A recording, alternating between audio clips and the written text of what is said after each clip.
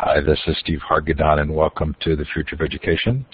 It's Tuesday, the 11th of September, 2012.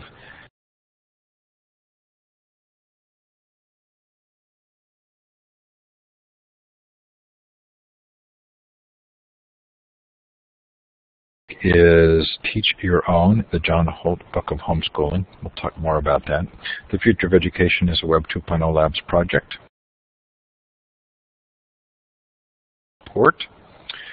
The Learning 2.0 conference is over, but the recordings are up. They're all free. Lots and lots of fun. Hopefully something you'll enjoy there. Same with Connected Educator Month. Coming up, the Future of Libraries Conference, October 3rd through 5th. The deadline for submissions for proposals is at the end of this week. We do have a hardship case deadline extension if you are really at the start of the school year and need some help, but please try and get in this week. It just looks like it's going to be terrific. Again, that's free and online at library20.com. And then the Global Education Conference, 5 days, 24 hours a day. That is November 12th to 16th. Coming up this week on the Future of Education, we'll talk to Shelley Blake-Plock on his Digital Harbor Foundation on Thursday. Next week, Jamie Vollmer on Schools Cannot Do It Alone. Charles Fidel on what should students learn in the 21st century, and then Bob Glinner on his film Schools That Change Communities. Lots there. New is Nikhil Goyal's One Size Does Not Fit All. The True History of the MOOC, which would be a lot of fun. And there's one more new one in here. Oh yeah, Tony Jackson and Veronica, I don't know how to say her last name, but their book on educating for global competency. Anyway, lots of fun coming up. If after learning about John Holt and homeschooling, you're even in traditional schools, then you can tune in. All of the recordings from the Future of Education are available in Blackboard Collaborate form as well as MP3. We heard from Angie McAllister, just a brilliant, interesting session on academic social networking. Ron Walk talked to us about wasting minds. Michael Strong talked to us about Socratic practice. Tony Wagner about students and innovation. Anyway, lots there at futureofeducation.com and all free. So now's your chance to let us know where you're participating from. Look for the star on the left of your screen. You're going to have to double click it and you can click on the map. Feel free to put a shout out in the chat as well.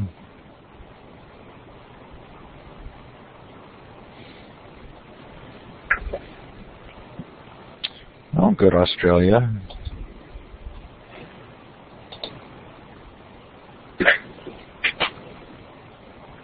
Colombia, how fun. Florida.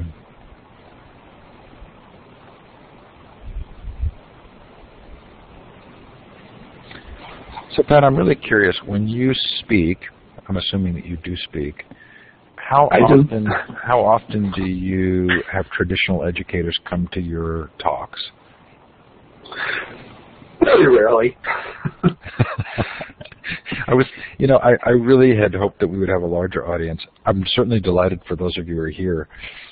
The last couple of weeks we've been competing with the Republican and Democratic conventions, but I was very curious to see how this would play with my audience, which does tend to be traditional schoolers. Although I think there's a fascinating kind of shift taking place. And yeah, Peggy says, what's a traditional educator? Very good question, Peggy. I'm sure we'll get to it. I did create a Mighty Bell space for tonight's session. Mighty Bell is this new project from Gina Bianchini, who was the co-creator of Ning.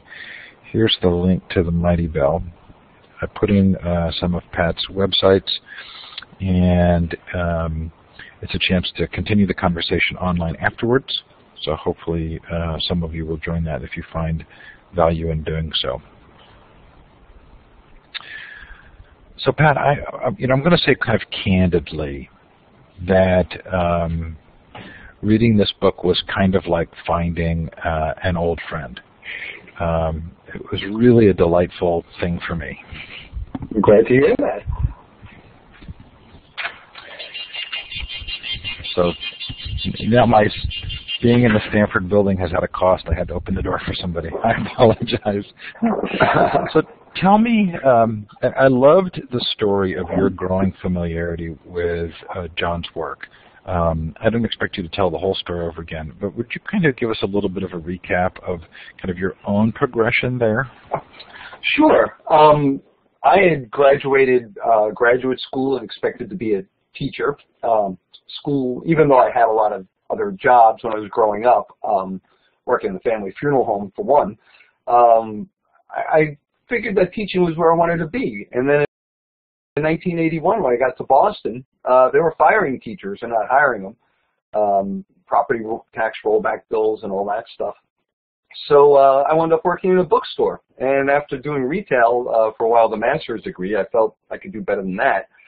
And one of the cashier's husbands was volunteering at Holt Associates and recommended that I do that so I could learn this magic skill called word processing. In those days, there were independent machines. Wang, John Holt's office had Olivetti's.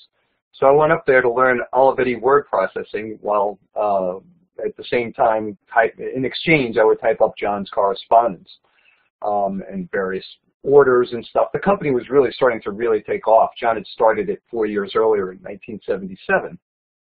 And one night I was working in the office, and John Holt was there. And he asked me who I was, where I was from, and when he heard I was from New York, we shared that because he grew up in New York and shared a bunch of interest in music and so on. And then he asked me what I wanted to do with my life. And I said, I want to be a teacher. And he said, why? And I said, because I like working with children. And John took his glasses off and stared me right in the eye and said, Pat, you got it all wrong. If you're going to be a teacher, you're not going to work with children. You're going to work on children.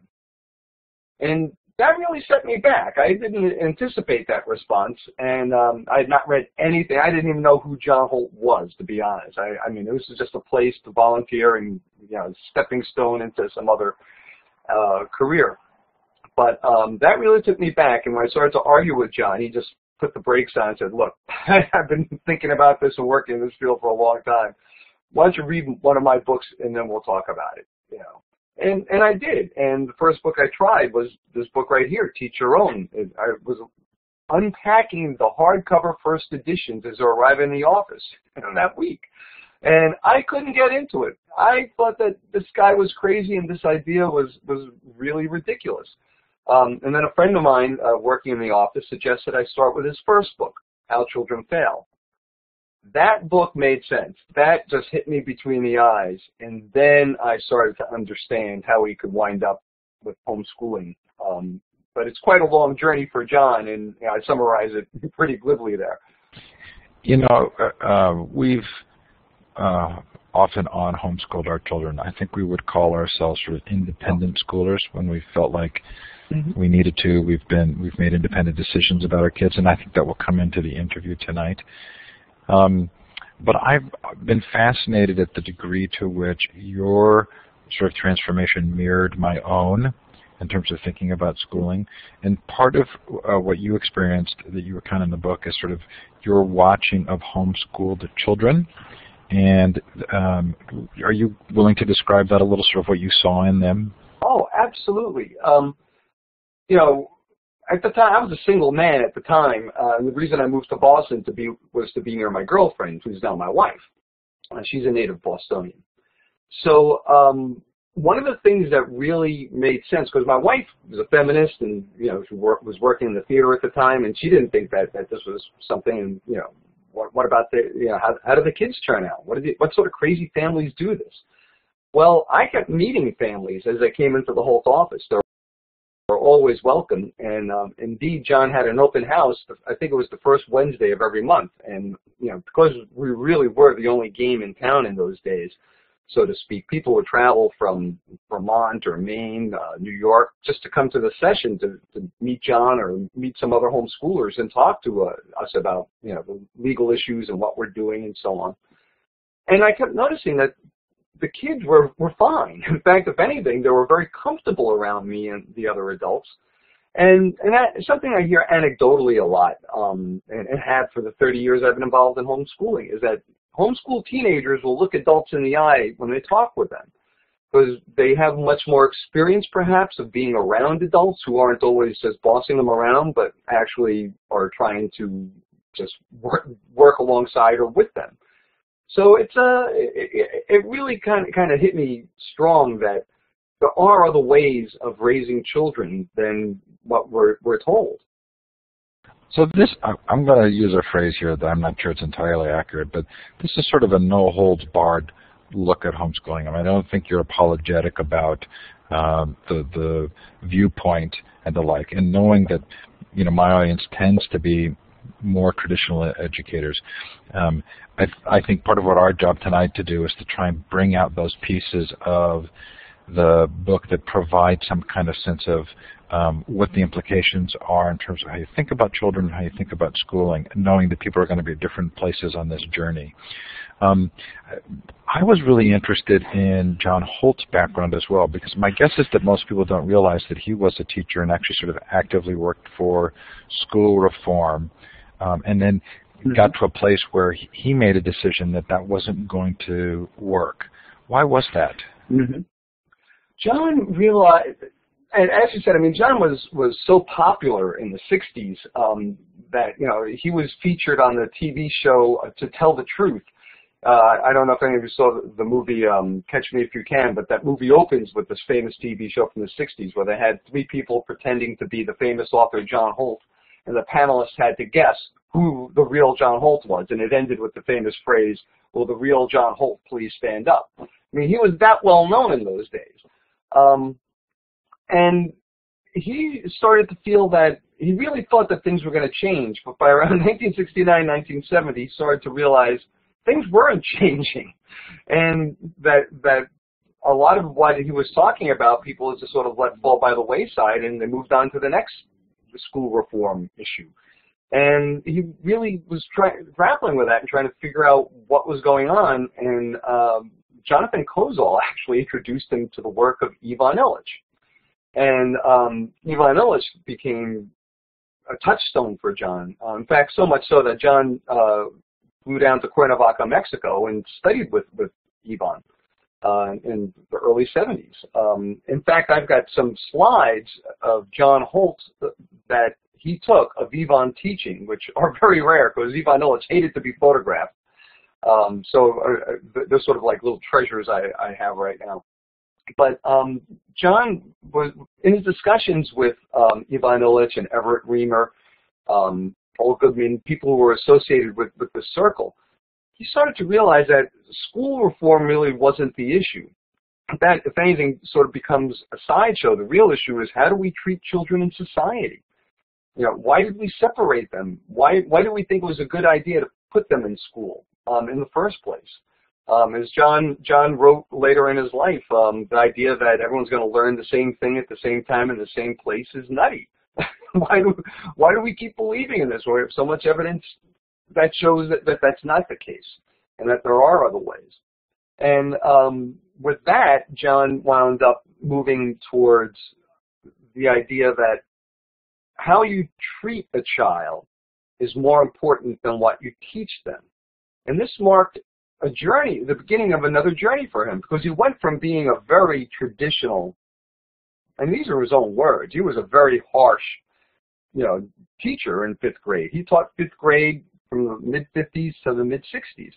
And then he wound up teaching at Harvard as a guest lecturer and some other places. But, you know, he just kept realizing that he was teaching, but the kids weren't learning. And he wrote, we could talk about the reasons for that, but to stay with the story of his progression, he then went from becoming this super tough teacher to a rather progressive, you know, teacher, trying to bring the real world in the classroom. And other educators like George Dennison and Jim Herndon were really, you know, on board with these ideas of John's, and he got a lot of support from them. But when he saw that this wasn't going this way, you know, in the sense of getting a critical mass behind him, started to think maybe Illich was right, and maybe it's a social issue. So the next book that John worked on after he did 4 books about education reform, it's a book called Escape from Childhood, The Rights and Needs of Children, as John was really advocating. And there actually was a little blip of positive movement towards children's rights. I actually have a book by B. and Ron Gross called The Children's Rights Movement, they were actually able to create an anthology. There was that much writing in the early 70s about this. But that didn't go very far. Liberals hated the idea that children should be able, for instance, to choose their own guardian, and conservatives hated the idea that children should be able to choose what and when to learn things. And so one of the things just as an aside, one of the things I'm working on right now is to bring an ebook version of Escape from Childhood out, because the book's been out of print for 25 years. But as I reread it, I'm just amazed at how prescient it is and how applicable to today's society it is. So, but then once John saw that idea wasn't going to fly, he tried to figure out some other ways, and he wrote several books about, what do I do Monday, how to implement his ideas in the classroom. And then finally, he wrote a book called Instead of Education. And at the end of that book, he calls for an underground railroad to get children away from the destructive effects of compulsory schools. In the book, he's very careful to explain that schools have a place, and he describes very positive places like Berlitz schools, karate schools, cooking schools, all sorts of places that people voluntarily choose to go to. But the idea of just being forced to attend all the time and be forced to go through the motions of what Ivan Illich termed the secular liturgy of education, and what Ivan and John felt was an empty ritual, it was really a waste of time for the teacher and for the students. A charade of learning, John Holt called it in his first book, How Children Fail. And he didn't want to do that. He wanted genuine learning. Let's have some real encounter. George Dennison calls, oh gosh, that's right on my mind, the reality of encounter, I think. Anyway, after that, he wrote this call for an underground railroad. People wrote to John saying, you don't need an underground railroad. You can teach your children yourself. And he wanted to learn more about this, so he started to find out that as he corresponded with these people, that book came out in 1976, that these people didn't know that there are other people homeschooling. So he immediately saw a need to put them together, and he founded Growing Without Schooling magazine a year later. It was the summer of 1977. And it stayed in print until 2001. And so he really changed from becoming a harsh teacher to becoming a progressive educator, becoming a social critic and social reformer, and then finally, at the end of his life, an unschooler, which is a word that John coined. I think it is fascinating to hear that history, in large part for educators who might not have realized that there was sort of this depth of thinking and traditional schooling behind John and that movement. I also think there are a lot in our community who would actually really agree with a lot of the principles, but would have a hard time going to the same sort of place of conclusion. One of the sort of easy criticisms of John, and this is one I struggled with, is that he did not have his own children and he hadn't studied education. And my guess is that that comes up a lot. My answer to that, and I'm curious as to your response, was I actually wondered if that gave him some needed distance that sort of fatigued parents and teachers don't normally have, sort of a grandparent effect, sort of the ability to look a little bit more objectively. As the parent of 4 children, I know that fatigued moment and how hard it is to get to the grandparent moment. Is that a fair way of thinking about the fact that he didn't have his own children? I think that's fair. It's interesting. A book that I'm currently working on is the working title is John Holt: The Celebration of His Life, and we're doing this with Carlo Ricci up at the University of Nipissing in Ottawa, Canada, and we've contacted people who knew John before he became a teacher, former students of John's, and then homeschoolers who are now grown up who knew John when they were kids, and their parents. And we're trying to get a nice round portrayal of John to sort of put flesh to the bones, so to speak. And one of the things that comes up, and certainly something that I saw firsthand, was John was unlucky in love. I mean, you know, reporters did ask him why he didn't have children. As he said, it wasn't because he didn't try. You know, he was sort of an eccentric character and completely devoted to his work. So I could see how that could create some difficulties there. But he always enjoyed being in the company of children and families.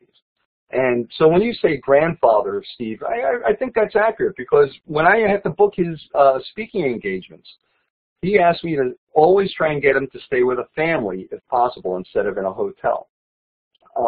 That was his preference. And in fact, one of the ways he grew the homeschooling movement was that whenever he got a speaking engagement, and they typically were at universities or think tanks, we would immediately, well, I would start to send out feelers to the homeschoolers that we had in the state and see if they would want to host the talk by John and stuff. So basically the plane fare and the accommodations to get John started were paid for by his speaking gig. But then he would spend another week or so just talking to small groups, sometimes in living rooms and in libraries. I have a photo of John when he had a huge melanoma on his leg, and he was sitting on, this is maybe 8 or 10 months before he passed away, and he was sitting in a beach chair in a park with about 100 people around him, talking to them about homeschooling then.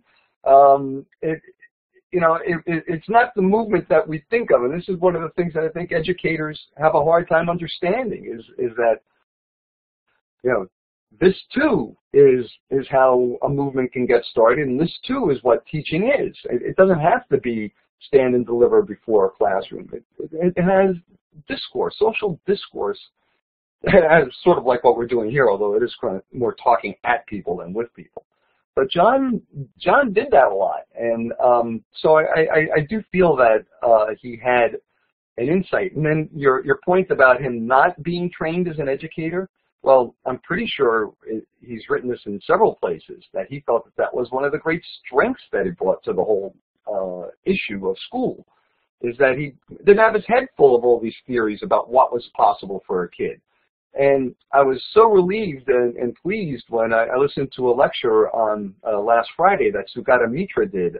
He's visiting MIT, and he did one of these webinars. And turns out he's a physicist. He never studied education either. But because he didn't come with all these assumptions about what kids can and can't do, he just created an empirical experiment to see. He was very pleased to watch how these rural, poverty-stricken children in India are able to teach themselves how to use a computer. So I think that one of the problems with education is that it's become a closed, like, echo chamber, and that voices outside of it are not allowed to be heard or are just not given consideration. I can't tell you since 1981 how many times people in the schools, even if they come around or do agree with me to begin with, say, yeah, but it's impractical for most people. This isn't going to go anywhere. Well, there are now more children being taught at home than there are in Montessori schools and Waldorf schools and independent schools and democratic schools combined in America. So over 2 million kids being taught at home. And worldwide, I wouldn't even venture to guess what the number is, but it's considerable. So, yeah, it's growing slowly. The U.S. Department of Education says it's about 2% of the school population. But that's far more than John Holt ever thought. He thought no more than 1% of the population would ever homeschool. And that's one of the things that I think that traditional educators need to understand and stop worrying about, about homeschoolers like everyone's going to leave schools. No, it's a difference.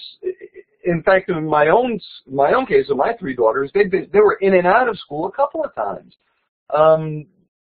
There's a lot of assumptions about how homeschooling takes place, and educators just assume it's all done by themselves and, you know, at home, and they're just setting up miniature schools at home. And that was the last idea that John Holt ever wanted to see in school and in someone's home, and that he wrote a lot about, and that I continue to talk about and encourage. So I want to use your comment on Sugata Mitra to sort of springboard to have you give us a sense of some of the core principles that lie behind John's and your philosophies of learning. Part of what I really love about the Sugata Mitra stories is the degree to which they show learning as social. And that's certainly not a new concept. but it's one that often gets sort of ignored or forgotten under other things. And I think I'm right in remembering from the book that John talked about children do want to fit in, they want to take part, they want to do what's right, and that they have this sort of natural inclination toward learning together. Is that a fair assessment? Oh, it absolutely is, and thank you, Steve, for noting that, because one of the misunderstandings about John Holt's ideas about education is that, you know, he feels like some people, and I don't think that they read John, or if they do, then I read him closely, they think he's a Rousseauian, you know, wants to separate children from the adults and just put them in with special teachers until, you know, so the world doesn't corrupt them. John said children are social, learn through are social beings and learn by being social, and they learn by being around people. Now, certainly some people are quiet and others more outgoing, and we know about multiple intelligences and learning styles and all that jazz. And that's great, you know, and if in school you need that to maybe break all this down. But in reality, well, not reality, but in the world outside of school, let's say, that just happens. I mean, you know, you have to give and take. And one of the more exciting things for me recently has been working with Dr. Peter Gray and several friends of ours as we're trying to figure out, like, what is going on with children's the large increase in psychopathology and problems with school and all sorts of other issues. And Peter's research and a lot of what we're showing is that it's related to a lack of play, that kids learn to negotiate and develop emotional intelligence and develop social skills by playing, by creating the rules of a game and arguing about them and then settling them. We're way too quick to jump in as adults. We don't give the kids enough space to work these things out.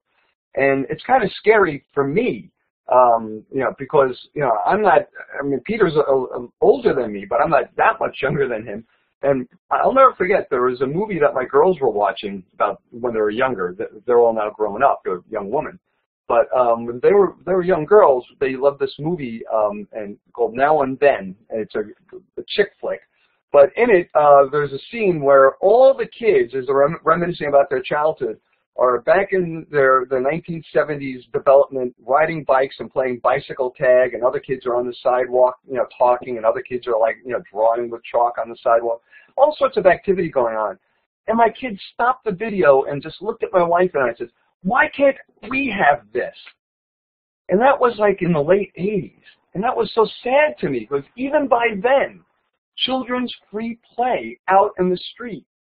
And literally, I grew up in the Bronx. Yeah, you can say you play in the street, you know, and no one got hurt. We saw cars coming, we got out of the way. And here we have a backyard with a jungle gym and stuff that we encourage kids from the neighborhood to come in and use. And, you know, it's this whole social nature of learning. And John saw that so clearly, and he saw that how school interfered with that. And that is one of the sad things that, you know, we think that, oh, just by putting kids in a group, it's going to be a social experience that's positive. And then when we cut recess and phys ed and art and everything, you know, to make time for more learning time, it's a shame. And so, you know, Peter comes at it from a democratic school, Sudbury Valley point of view. I'm here with the John Holt on schooling point of view. Friends of ours that run Open Connections, Peter Bergson down in Philadelphia, working with Kevin Soling, a filmmaker, Kirsten Olsen, who you're going to be interviewing, was part of our group for a long time. And we were, you know, all trying to figure out, like, what's the one issue we can all agree on? And it was that, play. The whole social nature of a child's life has been ruined by this mad religion of education where everybody has to learn the same thing at the same time perfectly. So you've identified play as the core issue. I really appreciate that, and I'm going to think a lot about that tonight, I'm sure. I've been kind of using the word agency to describe my core issue, which is the inability that we seem to have to be planning for students to be self-directed And that has always been kind of a part of my experience with my own kids, is trying to figure out how do I help them become self-directed in their lives. How does that match up with your beliefs? Matches up pretty well. I think that one of the things that we forget, and again, this is a very simple idea, and I heard John say it many times, but like most simple ideas, like, they're very hard to implement. And that is that children and, how can I put this? Steve, ask me the question again. I think I'm going to get field. Well, when you use the words that the core issue for you was play, I realized that for me the core issue has been agency. So I didn't want to presume that was a big part of your thing. I actually got that from William Glasser, who also gave me the grandparent piece, the sort of this ability that grandparents have to have perspective on growth and development that the struggling battle line parent has a hard time with. But I guess I was just curious as to your take on self-directed learning and agency. Right. And so what I remember John saying, I started to lose my train of thought there, is that the way you get good at making choices, the way you develop agency and figure out like what is good for me and what's bad for me, is by having a lot of choices to make. And we got in a lot of arguments with my mom and dad, for instance, and even my mother-in-law and father-in-law. Our kids were very young, like 2, 3 to 5, because we would talk with them. We would ask them, what do you want to do? And we would actually sit there, and they would get so upset with us. It's just tell them we're going and let's get going. Or just tell them to do this. And it's like, no, we're not going to do that. We're saying, look, certainly there are some times where they don't have a choice because we all have to do things together as a family. But this idea of allowing children choice and having agency in family decisions, John was very strong about this, and many homeschooling families have picked up on this advice and find that it works very well. Involve your children as soon as they express an interest in like understanding the family finances. Explain how that works. Explain how a checkbook works. Get them involved in home economics, so to speak. It's a step above the lemonade stand in a way, although lemonade stands are great. So by giving children more and more choices, they will eventually get better at making them. Sure, they're going to make a lot of bad choices, but that's the point. If you just say you can't make a choice, so you're fully educated, and then at the age of, 15 or 12 or now I guess we'd say 22 when you're 21 or 22 when you graduate college. Then you can go into the world and start making your choices. I think that you've been sold a bill of goods. And I've certainly seen the results in my own life of my own girls and my friends' life and people that I've met whose children have had the choice of for instance, we're talking, intellectual choices here, such as, do I want to study math right now? Do I even want to learn math? I've had many kids, who say, no, I'd rather learn magic tricks, or I'd rather play the piano or whatever. And they do that. And then if they do need to learn math, I'm thinking of my oldest daughter, she struggled with math, as I did in school, but I was a perfect charade of learning kid. I passed all my tests in Spanish and in math. I can't do math very well, and I certainly can't speak Spanish.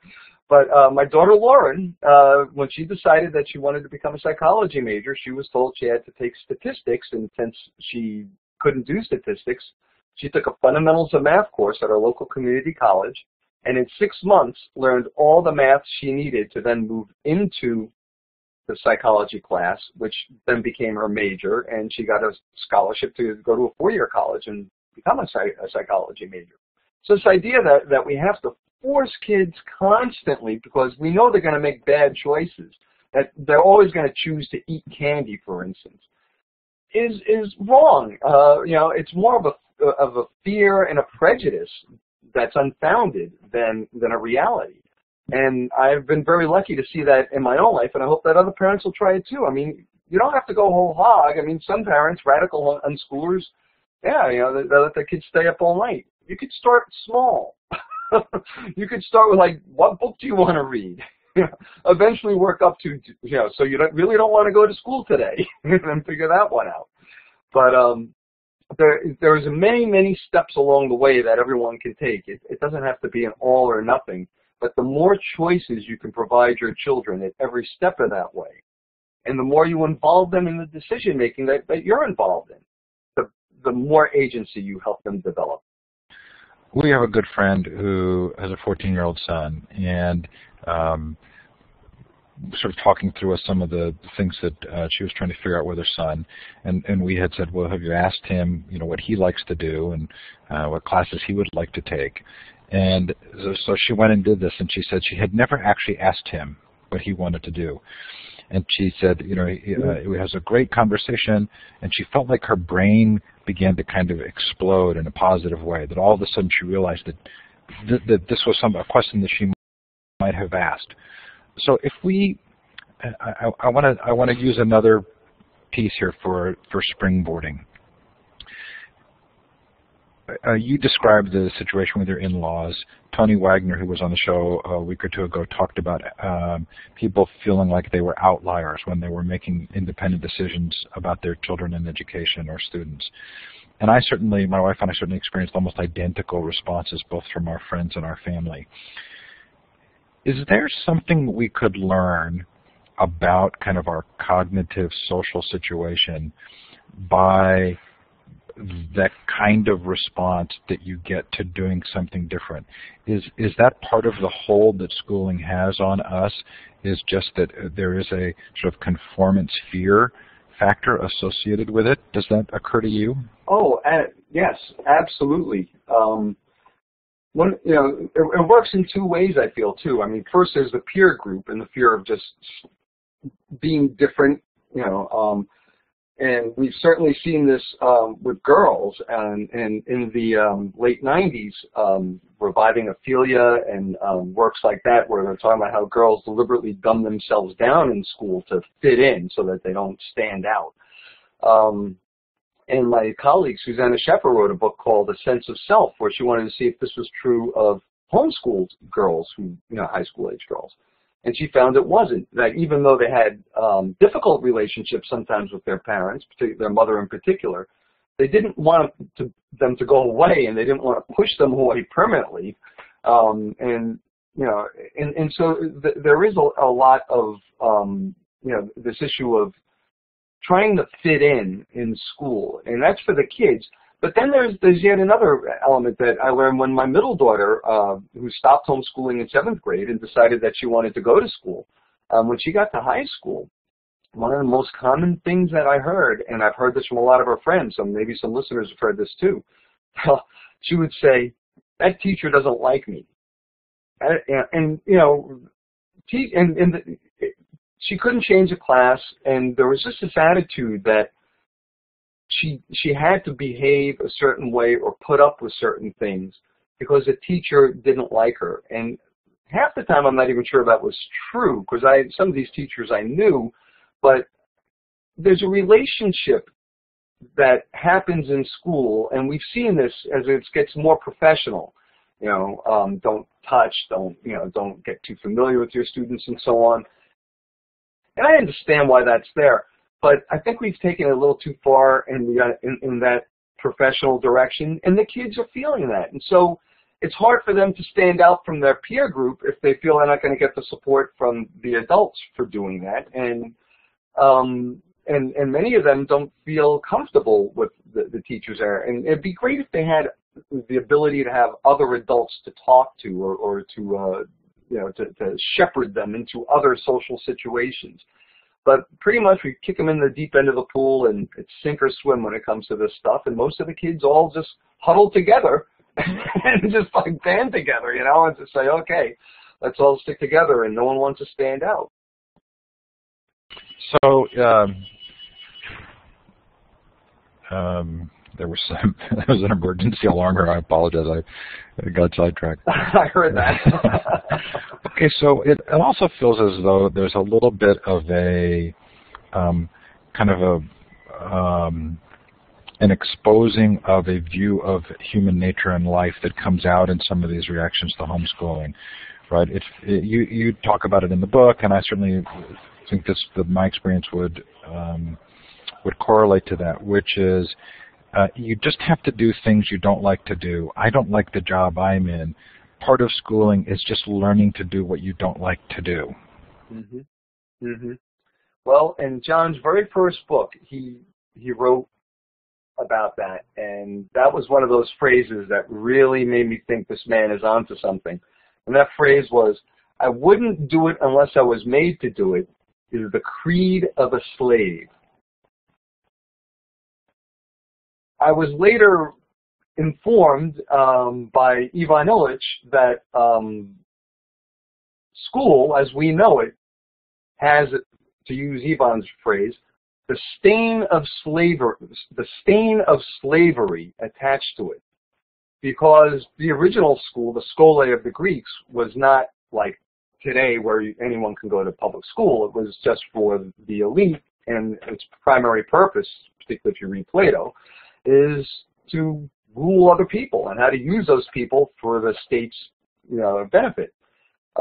Foreigners, women, freemen, freed slaves, they were not allowed to participate in these schools. And so that's, when people talk about, Socrates and Aristotle and so on, and let's not forget, Socrates was killed because he was asking the kids to question him, among other things. That was one of the problems about, encouraging questioning and encouraging agency among children, is they'll challenge you. And some people don't, a lot of people don't like that. It's more sit down, shut up, and do as I say. And this sort of, it's not just homeschooling. We're well aware that there are schools that try to encourage this, but there are less and less. And I think that's one of the reasons why homeschooling is growing, is because there's always a need for places like this and teachers like this. But they're harder and harder to find as we standardize school. And another thing Ivan pointed out is, and John echoes this, school is the same wherever you go in the world. The curriculum changes, but the structure, what Jacques Ellul terms the technology of school, is the same. The bell rings, or, you get a little, my wife works in a charter school, so they don't have bells. They have little alarms on their laptops that tell them when the schools have to change. But, it's not an organic moment, where like, okay, we're done with this. It's like, oh, okay, the bell's rung. The factory line is stopped. Take your break and move to the next station. So, John, again, I'm kind of John, Pat. But that happens a lot. I'm trying to make sort of some connections here with why a lot of people in our audience would agree with your feelings, but would be struggling to try and understand why sort of schooling perpetuates. One of the ideas I wrote down was control, and as a parent, I'm well familiar with the degree to which control is an easy shortcut. And so it feels like there's sort of benign control issues, and then there maybe are some sort of stronger control issues like political power or institutional advantage. From your perspective, how do you describe this? Is part of the reason schools perpetuate and exist the way they are because people benefit from it? Well, certainly people benefit from it in the sense that, those who have a vested interest, in keeping, schools alive, as we know them. This is the irony, is like, if John and Illich point out that there are other places besides school where we can learn, or schools that are more humane, and that are more in tune with the rhythms of how a person would learn without being forced through a factory process. But I feel that, first of all, school supports a consumer society in a very important way. It teaches you from the earliest age, from the minute you get in there, to consume these little bits of knowledge, these abstractions, and feel that they're very valuable. And we get a diet of these things, and we know that for most of them, certainly for me, a lot, particularly in math, a lot lot of that just washed over me. I didn't get it. It truly stayed abstract. And, you know, we just kind of get used to this like blah, blah, blah, like Charlie Brown. I always thought that was brilliant. Whenever they used to have a teacher talk in Charlie Brown, it's never words. It's always, I think, a trombone going, wah, wah, wah. And that's it. We start to think that the words are just nonsense. And we have to trust the figures in front of us. They're authority figures. And John was, we sold the book, Obedience to Authority. He was a very strong believer in the Milgram experiment and its lessons, and that we need to take them to heart. But, you know, combine like these authority figures who say things that are eventually become meaningless to you over and over, and it sort of deadens you and makes, you know, it certainly turns some kids off to school, if not a lot. And I think it ultimately turns us off to a lot of authority figures in our lives. Politicians now, I mean, we're so used to them saying one thing and almost immediately knowing that they mean something else. It's, you know, it's kind of hard for words and actions to match up. You know, and I think that a lot of this confusion starts in school. So, and there's a lot. I mean, it wasn't done deliberately. I'm not John Gatto is a dear friend of mine, but I don't share the conspiracy theories of why school is the way it is that he does. It's just morphed into this way where now, you know, Eisenhower talked about the military-industrial complex. Now we have an education-industrial complex. I mean, we have places, you know, that are manufacturing education. We don't call them diploma mills, but you know, when we keep hearing these calls that we need to have more diplomas than other countries, why? When our President Obama said that that was one of our national goals, and I support Obama, but I was really disappointed to hear that because, you know, why? Canada is a country that has the most college degrees. Then comes, I think, Israel and Japan. We're fourth. Where we have 41%. There are 50. What's the big push? Why is it 9% so vital for the national interest? It's just a counting game. It's more wah, wah, wah. It's like, we're number one, but why? How's number one with college degrees helped Canada? You know, I mean, I'd like to know. I'm not trying to be sarcastic. I'm just trying to really understand why it's so important that we have more degrees in other countries. So I've made this argument now twice before. This will be the third time. In full disclosure, the first two times I've made it, I have been disagreed with. Both Tony Wagner and Michael Strong disagreed with me. But I'm interested in the connection between the value politically of a populace that is not independent thinking and is conformance-oriented, and the ways in which, maybe not in Machiavellian contexts or conspiracy theory, but those who have lobbying dollars are not going to use that money to lobby for the kinds of policies that would create independent thinking. It does feel to me like there's a political benefit to having a populace that is uncomfortable with thinking independently. If you tell me I'm way off base here, that'll be the third time and I'll give it up. Well, I don't think you're off base. It's just a matter of degree. You know, John Gatto writes at length about that. And, you know, I mean, I don't know a lot of the sources that he cites, but I'm thinking of a book that I read years ago, but, you know, The Irony of Early School Reform by Joel Spring. And, you know, he makes a similar point there that, you know, I haven't read the book in a while, so it shouldn't go to it. But you know, the point being that there is perhaps, and again, in a consumer society, you don't want people to question things too deeply because if people can figure out they can make their own food, grow their own food, you know, learn stuff. I mean, I was so pleased here. Sugata Mitra say in his lecture that he felt that if you gave a group of children access to the internet and a search engine, they could teach themselves anything up until the postgraduate level. You know, I mean, we have these, you know, we can have so many I mean, there's no bold ideas. I mean, that's what attracts me to John Holt's work and people like him who are trying to think broadly and widely and deeply about what it is to create a learning society instead of this mandatory continuing education society that we are clearly on a path toward. So I would really not disagree with you, Steve. Again, I don't go as far as I'd say it was a deliberate path chosen. I mean, he cites Rockefeller and the Trilateral Commission and so on.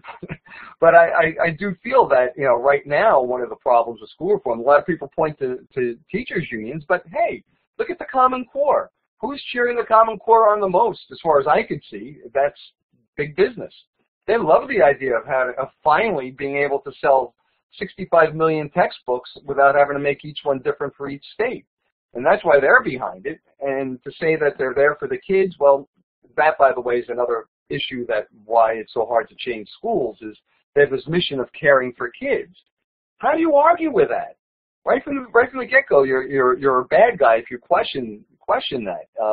What the social critic John McKnight called the mask of caring.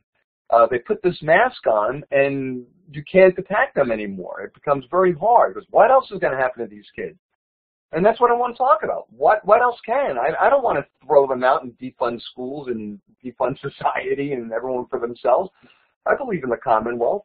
But what else can we do? I mean, we can rethink this in so many ways. And I'm so fortunate that I've found and have been embraced by so many people who've come to this conclusion around the world. I mean, and are creating these little pockets of learning centers or just community, and they grow and expand. Some stick around for a longer time after the founders of the children have grown. Others, they just disappear because now they're not needed anymore. Just like schools in the neighborhood now become office buildings when the families move out of the neighborhood. And this is different than the idea that we're going to create a magnet school. It's going to be here forever, and this is the way that kids have always learned. It's really sad to me that we keep pouring money into these big magnet type schools instead of really trying to think of how to create, like maybe with that money, 100 little schools that each one is focused on a different thing, an academy for basketball. I mean, kids can learn reading, writing, and arithmetic by playing basketball. If they, we can be so much bigger and creative with our ideas here. But instead, we're just locked in, and I think that you're right, that there's a lot of vested interest in keeping that locked, and that, we like to point, again, to teachers unions, but very small piece of the puzzle. It's a lot bigger forces are at play here. Okay, so maybe I'm 1 for 3. I'll give myself a soft count there. I'm interested in something I think I'm noticing, which is it feels to me like mobile technology and social media have given kids a sense of independence. There's a difference between our oldest child and our youngest in terms of her ability to connect with other people and to be sort of proactive in the world. And I've wondered if that we will ultimately look back on that and see this as an empowering moment for youth. Do you think that's possible? I hope it's possible, Steve. Because if anything, I mean, look at the facts. We've infantilized children. They're leaving the home much later. They're graduating college and not having children, not getting married, not getting full-time jobs. And I know we're blaming the economy, but this was happening before 2008. Wonderful book called Huck's Raft by Stephen Mintz, a history of American childhood. And he talks about this, and part of the reason is, well, we created adolescence. It didn't exist until G. Stanley Hall came up with the concept. And then, we've expanded the years of schooling, and now we're talking about extending it to preschool and extending high school. The institution has gotten so big, and that it long ago crossed the level that Illich called the paradoxical counterproductivity. Namely, an institution gets so big that then it actually causes the problems. Hospitals suddenly become distribution centers for illness, iatrogenic illnesses, and the MRSAs and superviruses and so on. Departments of transportation now create monumental traffic jams. The Big Dig in Boston is a great example. We have so many of these, but we just keep thinking bigger, bigger, bigger instead of small is beautiful. How can we cut this down? And actually, to me, this creates more jobs for teachers. It creates more jobs for everybody, more involvement. But it requires an openness towards, not having everyone be a certified teacher, for instance. Not have everybody be the same age in a classroom. Not have everybody learn the same thing at the same time. And then, therefore, that's going to mess up things like the PISA standardized tests and all this other stuff. But I'm more concerned about individual children and how they learn and how they can find work worth doing and a life worth living than I am concerned about creating a better education or whatever that may mean. Pat, when you go around and give talks about sort of helping parents gain perspective on education, how do you introduce parents to these concepts? Alfie Kohn said he asks a question, what were your best learning experiences and what do you want for your children? Do you have kind of an opener that you use to get people willing to rethink their perspective? I don't have a pat question like that. I tend to change depending on the audience. But the general tack I take with that is to reflect on your own school experiences. Because I know that 9 out of the 10 people that are there to hear me talk are there because things aren't going so well with their kids, or things didn't go well in school for them, and they don't want their kids to relive that. I mean, that was the situation for my wife and I. We were both good students. We were exactly the sorts of students John describes in How Children Fail, prep schools and all that stuff. But when we graduated, we were like, is that all there is? Is this it? Is this all school is? Read a book and take a test? And we wanted more for our kids. And I'm so glad that we had homeschooling to offer them. So we've probably got time for 1 or 2 short questions. I apologize. I care enough about this topic that I monopolize the time. But if you have a question for Pat, please feel free to put it in the chat or raise your hand. I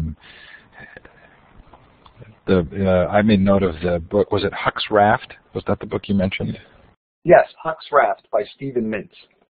Aside from your own work here in John's books, are there places that you point people to who are struggling, who work in the education system and want to make a difference, really like these ideas but aren't quite sure what to do next?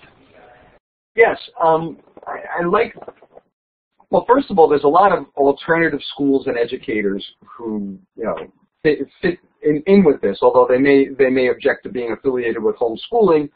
But I cite like the Reggio Emilia schools. I try to introduce people to the Albany Free School. Chris Macaliano's got a couple of wonderful books about the school, as well as how to start your own school.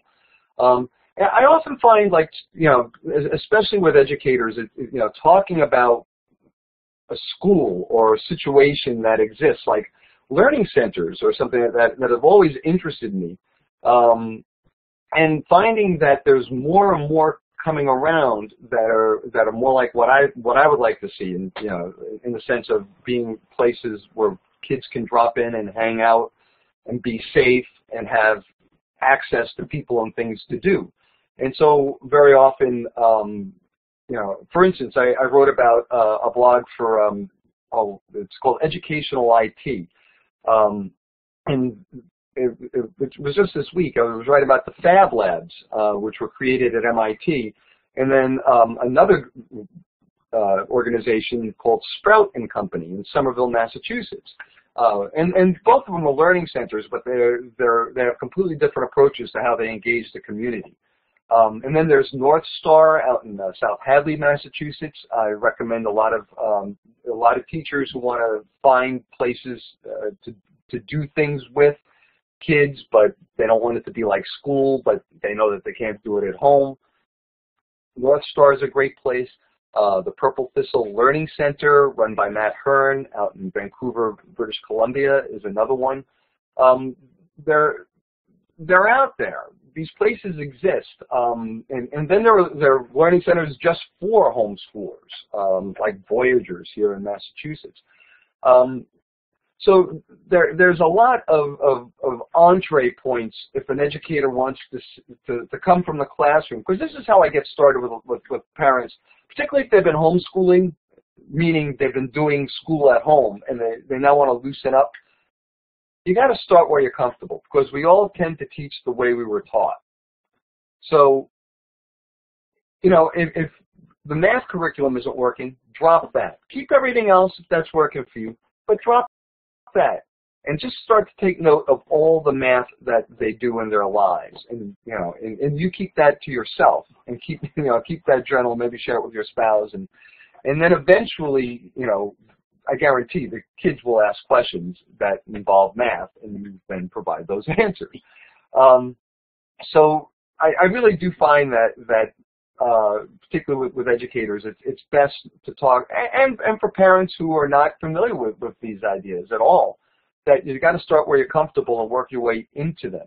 Because just like me and just like you, Steve, books, John's words were one thing, but it wasn't until I met the kids, it wasn't until I met the families, it wasn't until I had my own kids, and I saw that everything that John was saying about how children learn, without, you know, because that book is written about kids 5 years old and younger, and it's so, the truth in that book rings so loudly. And you know, when you realize how much a child learns independently in those years, and how now we feel that they can't. I remember speaking in London back in 1999, and I asked, I used to have this phrase, I said, how many of you taught your children to walk and talk? And that's almost always a laugh line. But in London, 2 people raised their hands, and I was kind of shocked. You know? And I think more and more there's this attitude that we need to teach our children to walk and talk, which is something that we know from millennia children have been doing successfully on their own. Pat, as a courtesy to our guests, we always give the option of finishing on time. There are 4 questions that came in. I'm glad to keep going if you would like, or I would also be glad to just send you those by email and give you a chance to respond offline later, and I can post them on the blog post. Would you prefer to go? I'll be happy to stick around for another few minutes and answer the question. Okay, well, you tell us when you're done. Peggy wanted to know, when you talk to parents, do you give them ways to continue to learn about and connect with others who share the same beliefs? Absolutely. I do a workshop called Teach Your Own, a seminar about homeschooling and unschooling. And one of the topics is how to create your support base. And one of the important things to remember is your child's support base and your support base are not necessarily homeschoolers with the same beliefs and the same age children. It's lovely and fantastic when that happens, but it doesn't happen a lot. You know, or it doesn't happen forever. It may happen and then a year, personality differences, or people move, situations change, the kids go back to school. So, you know, what you need to do is find, you know, who are your child's peers? Well, they're the kids that are interested in the same thing your kids are in. Or, you know, if it's karate, if it's math, if it's computers, singing, playing Legos. You know, that's their peers. You know, it doesn't always have to be other homeschoolers. And then, you know, for you, you know, you should have an active life too as an adult. And your support base, I mean, it can. I know that in some situations it is just your husband, your spouse, or if you're a single parent, you know, your relatives or some close friend. But if you can be involved in other activities, and you know that are yours, you know. That you're not doing, in other words, you're not doing them so your kids will learn something. You're doing it because you like to sew or you like to sing in a choir and stuff. And that becomes your, you know, you find your friends and support there. You know, again, it's very hard for us to imagine what that would be like, because in school it's like, you know, everything is set up in clubs, or you have counselors and so on. You know, it's all provided for you. but not everyone benefits from it or takes advantage of it, and a lot of parents in homeschooling often find that their support group is really important to them, and they're lucky when they can find that. But more often than not, I mean, we started homeschooling in 1981. Well, not really. I started work in 1981. We didn't start homeschooling until 1986 when we had our first child. But back then there was no internet. And people say, "How did you homeschool without the internet?" I think in some ways it may have been easier because there wasn't all these constant ads coming into my mailbox about teach your child how to learn math while they're sleeping and stuff like that. Okay. Ready for another, or are you done? Sure, let's do another. Okay. So Melanie wants to know, how do you think that the lessons we are learning from homeschool will affect public schooling, especially in terms of use of technology? Wow. Well, I think that one of the, if you have a child that's interested in technology, but they're not like, catching the eye of some chief technology teacher in the school, homeschooling can be a wonderful outlet for them. And schools, I remember seeing the television in my classroom when I was in elementary school, but I have no memory of it ever being turned on. I have no memory of a teacher even using a telephone in a classroom. And these are the tools that we use every day of our life. And now with the computer and the mobile phones, cell phones and so on, tablets, I mean, we use them to get jobs done. We use them to run our families. But we deny children access to them in school. And that to me is a big problem, and one of the things that schools could learn. And I think, again, to go back to Sugata Mitra, he shows a great example of how you can inexpensively provide access to technology for children. So it doesn't have to be. I mean, most homeschooling families, studies have shown that most homeschooling families spend an average of between $500 and $600 per child per year on classes, books, and equipment. It's not that expensive a deal, particularly when you're sharing a computer and other stuff at home. There's a lot of opportunity for technology, but I think that we tend to fall in love with the idea of technology, again, because, as we noted earlier, Steve, it can be commoditized, sold, and resold, upgraded, and it becomes a subscription model for a business because they love predictability, so it's great. But we forget that you don't need technology to learn. It's great because we're moving in that direction, but to be shown how to use it by another person is invaluable, and that human contact is the key. When technology enhances that, sort of as this session is doing here, putting us in touch with one another instead of separating us. All too often I just find the technological aspects of education to simply be school ported to the internet. Khan Academy is wonderful, but it's a very one-sided discussion, and it's only one way to explore math. I mean, there are many, many other ways of getting into math. And technology, I think, is one of those things that we are not using to its full capability. And I hope that homeschoolers will, show parents. And I think people will be surprised at how technology is being used by homeschoolers.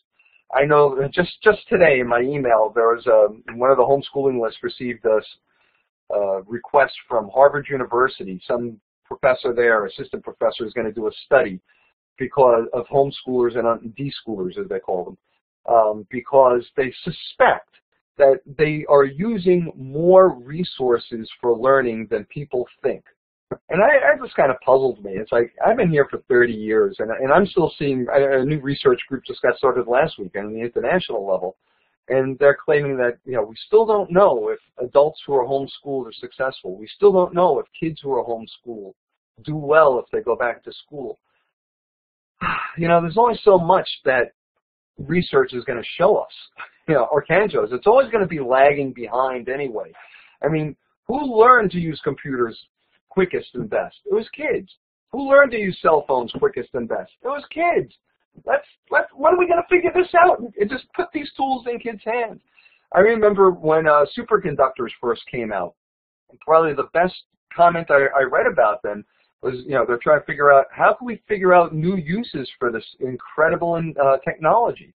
And one of the inventors or scientists affiliated with it said, we should figure out how to make a little package of these superconducting magnets that kindergartners could play with and see what they do with them. That is the right attitude, I think, about technology. It's interesting. I did an interview series on open source software and education, and interviewed a lot of people who have been very significant in the development of open source technologies and therefore the internet. And every one of them did that work outside of traditional schooling. There are two more questions. Do we keep going, or are you done? Okay, sure. Let's keep going. You're a good man. Okay. Do you know the maker movement? No, I don't. Okay, so we'll skip this question, but the maker movement is these maker fairs where people get together and showcase things that they've built by hand. It's really a lot of fun. That sounds great. You should look it up, maker fairs. Yeah. And my guess is that you'll like them quite a bit. And then, so the final question would be, is it from Peggy, is it primarily parents with mid-higher level incomes that choose unschooling or homeschooling? No. There has been a lot of disinformation sent out about the demographics of homeschoolers. And a lot of it is based on the flaws and issues in research. And this is one of the things that drives me crazy with homeschool research is how they researchers use the same facts and figures to argue both ends. For instance, the wealthy.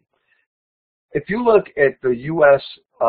Department of Education statistics on homeschooling, and they've done surveys, I think, in 1999, 2003, and 2007.